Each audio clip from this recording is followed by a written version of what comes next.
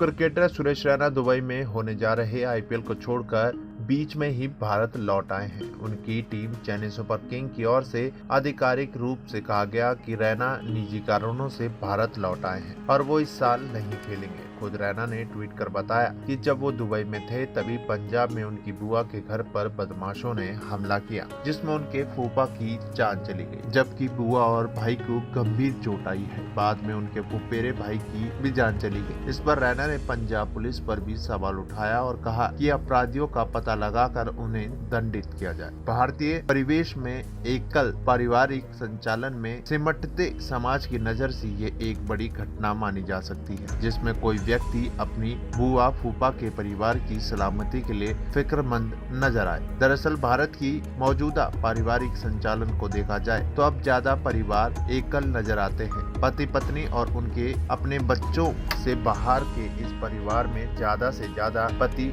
माता पिता होते हैं। ऐसे में कोई शख्स अपनी बुआ और फूफा के साथ हुए हादसे के सिलसिले में अपने करियर और बेशुमार कमाई की चिंता छोड़ दे, ऐसी मिसाल अब कम ही दिखती है। हालांकि कुछ लोगों को लगता है कि रैना इसलिए वापस लौटे हैं कि टूर्नामेंट में हिस्सा लेने पहुंचे 13 खिलाड़ियों के कोरोना संक्रमित पाए जाने के बाद अन्य खिलाड़ियों के भी इसकी चपेट में आने का खतरा था। यदि ये मान ले तो इसमें भी परिवार के प्रति उनकी परवाह दिखती है। हमारे देश में अब तक पारिवारिक संरचना के ध्वस्त होने के ही समाचार ज्यादा मिलते रहे हैं। इस संदर्भ में 2017 की एक घटना की याद स्वाभाविक है, जब अमेरिका से मुंबई लौटकर एक युवा ने अपने फ्लैट का दरवाजा खुलवाया तो वहां उसे अपनी मां का कंकाल मिला। पता चला कि वो करीब 1 साल से अपनी मां के संपर्क में नहीं था। एकल परिवार के नाम पर जिन नए किस्म की पारिवारिक संरचना अब हमारे देश में दिखने लगी है, पश्चिमी देश में वो काफी पहले विकसित हो गई थी। हालांकि एक दौर था जब हमारे देश की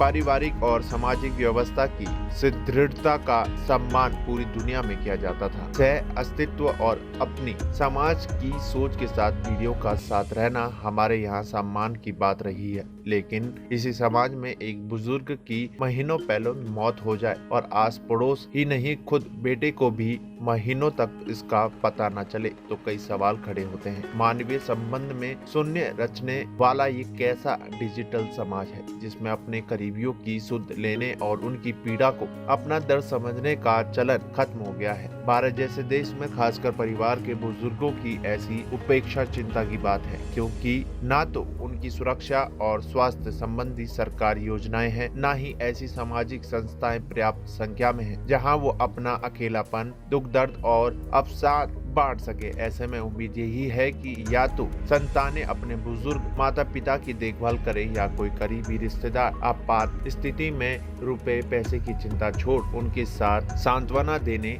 आ खड़ा हो जाए, जैसे रैना ने किया। हमारे समाज में बुजुर्ग सबसे ज्यादा खतरे में हैं। हालांकि कुछ दशक पहले तक देश में जब संयुक्त परिवारों का ज्यादा चलन था तब ऐसी दिक्कतें नहीं थी, पर शहरों में बने रोजी रोटी के मौकों ने संयुक्त परिवार की अवधारणा खंडित कर दी है। यही नहीं, संपन्नता के साथ एकल परिवार में इस भावना ने जोर पकड़ा कि बुजुर्ग नई पीढ़ी पर बोझ है। हमारा सामाजिक परिवेश इस तेजी से बदला कि बुजुर्ग अपमान और अकेलेपन के साथ अवसाद झेलने को भी मजबूर हो गया। देश समाज और परिवार को बनाने में अपनी पूरी जिंदगी लगा देने वाले बुजुर्ग सदस्यों की सुरक्षा और सामाजिक समस्याओं की सबसे अच्छी दवा यही है कि उनके परिवार का कोई करीबी सदस्य जरूरत के समय सहारा दे। मुश्किल दौर में वही परिवार बचते हैं जो उपेक्षित और कमजोर सदस्यों को बचाने की कोशिश करते हैं। सुरेश रैना का उदाहरण यही साबित करता है। अच्छा है कि इससे सबक लिया जाए।